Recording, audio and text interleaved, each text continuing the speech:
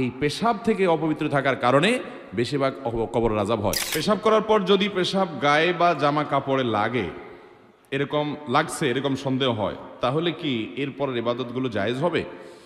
দেখেন, পেশাব আজকের ভিডিওটি অত্যন্ত গুরুত্বপূর্ণ, তাই আমি বলবো ভিডিওটি না টেনে পুরো ভিডিওটি দেখার জন্য।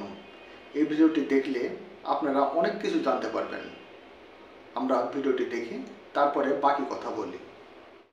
এরকম সন্দেহ হয়, তাহলে কি এরপরের ইবাদতগুলো জায়েজ হবে? দেখেন, পেশাব করার পর সুইয়ের আগায় যে পরিমাণ পানি থাকে, সুই আছে না, সুইয়ের মাথায় যেরকম পানি থাকে ওইরকম ছোট ছোট ছিটা আসে না কিছু, এগুলো যদি আসে 2-4-5টা বা এরকম ছিটা যদি আসে আপনার কাপড়ের শরীরে, নাপাক হবে না।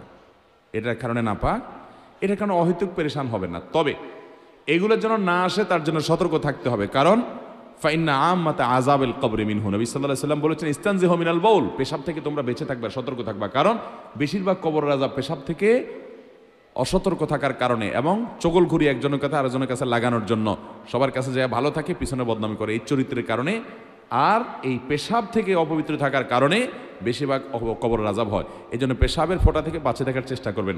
দাঁড়ায় যদি সরসর করে পেশাব করে দেন তাহলে ছিটা বেশি আসবে, এই জন্য বসে বসে করবেন এবং উপযুক্ত জায়গায় করবেন। তারপরও যদি ছিটা চলে আসে, ওই যে সুইয়ের আগার পরিমাণ এরকম ছিটা আসলো 2টা 4টা 6টা, এতে কি হবে না, নাপাক হবে।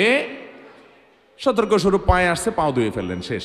আর কাপড় লাগলে কাপড় নাপাক হবে না এত অল্প পেশাব লাগলে, কারণ এটা থেকে একেবারে এইরকম সুই পরিমাণও লাগবে না, এটা থেকে বাঁচা সম্ভব না, যার কারণে এটুকু মাফ। শুধু সেটা নয়, অনেক সময় দেখবেন টয়লেটে বসলে মাছি আসে, মাছি যে একবার ওই নাপাক জায়গায় বসে আবার আপনার শরীরে এসে বসে, এর কারণে শরীর বা কাপড় নাপাক হবে, কারণ ওই মাছির গায়ে বা তার পায়ে এত কম নাপাক লাগে যে ওইটা কোনো কাউন্ট করে গণনা করা কঠিন, যার কারণে সেটা মাফ, এটা লাগলে অসুবিধা হবে না। এর বাইরে যদি মনে করেন পেশাব অনেক বেশি লেগে গেছে, একেবারে 1-1.5 হাম পরিমাণ আরো বেশি লেগে গেছে, এরকম নিশ্চিত হন, তাহলে তো নাপাক হবেই। তাহলে যে জায়গা নাপাক হয়েছে ওই জায়গা ধুয়ে ফেললে আপনি নামাজ পড়তে পারবেন। আবার অনেকের আছে লাগে নাই কিন্তু তার সন্দেহ হয়েছে, যেমন প্রশ্ন যিনি করছেন উনি, অনেকের আছে এটাকে বলা হয় সূচিবায়ুর রোগী, আছে না এ রোগ, যে লাগছে মনে হয়, এই মনে হয় দিয়া নাপাক হবে না, এই মনে হয় কোনো বেল নাই, এটার পাত্তা দেওয়া যাবে না। এরকম সন্দেহ রোগের কারণে অনেকে দেখবেন অজু করতে আধা ঘন্টা সময় লাগে, আছে না নাই, অজু করতে আধা ঘন্টা সময় লাগে কেন? তার সন্দেহ হয় মনে হয় একটু শুকনা রয়ে গেছে। হাদিসে আসছে 3 বার ধুইতে, সে 30 বার ধোয়ার পরও তার সন্দেহ থাকে আরো, এটা সন্দেহের রোগী, এই সন্দেহকে পাত্তা দেওয়া যাবে। আপনি 3 বার ধুইবেন, ডলবেন, এরপরে যদি আপনার মনে বলে যে মনে হয় শুকনা রয়ে গেছে, ওরে বলবেন তুই দূর হ, আমি হাদিস অনুযায়ী 3 বার ধুইছি, অতএব আল্লাহর সাথে আমি বুঝুম, যা, কোনো টেনশন নেই, টেনশন করবেন না। এই অতিরিক্ত টেনশন করতে অনেকে অজু করতে করতে নামাজ শেষ হয়ে যায়, জামাত শেষ হয়ে যায় 1 রাকাত 2 রাকাত, আছে না নাই?